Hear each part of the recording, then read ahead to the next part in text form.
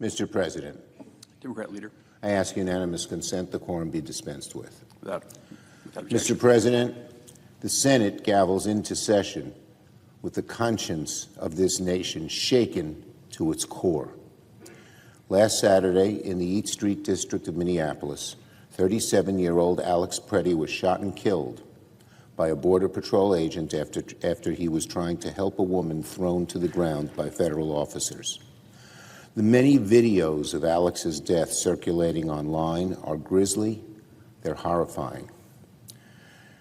They appear to show Alex was shot 10 times in less than 5 seconds. They show he held nothing more than a cell phone in his hand.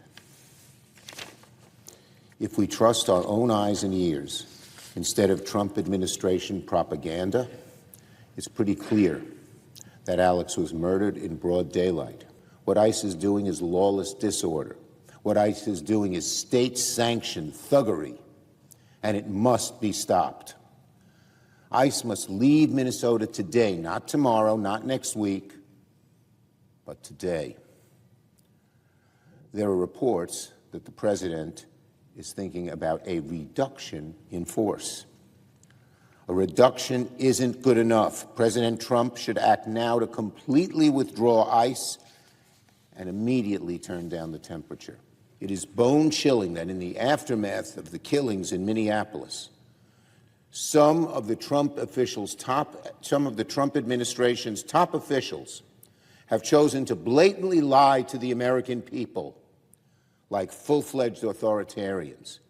Stephen Miller raced to Twitter to call Alex Pretti a would-be assassin who tried to murder federal law enforcement.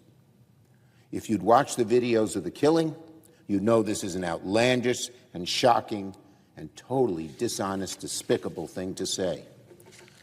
Meanwhile, Gregory Bravino, Donald Trump's top Border Patrol officer, also claimed, without a shred of evidence, that Pretti wanted to do maximum damage and massacre law enforcement. And then, of course, there's Kristi Noem. Merely hours after Pretti's death, Noem claimed again, without so much as a morsel of evidence, that he had committed an act of domestic terrorism and wanted to perpetrate violence. You know what the reaction of these Trump officials, too many of them, seems to be when something terrible happens? To lie about it. That's their immediate reaction, not to find the truth, not to express any sympathy to those who are dead, but to lie, lie, lie. It's despicable. It's so un-American. I also hope that recent tragedies have inspired some soul-searching among those who have participated in or encouraged abuse toward ICE officers and other law enforcement officers.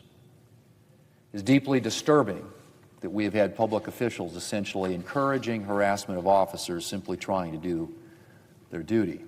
Jelajahi cara baru mendapatkan informasi. Download MetroTV Extend sekarang.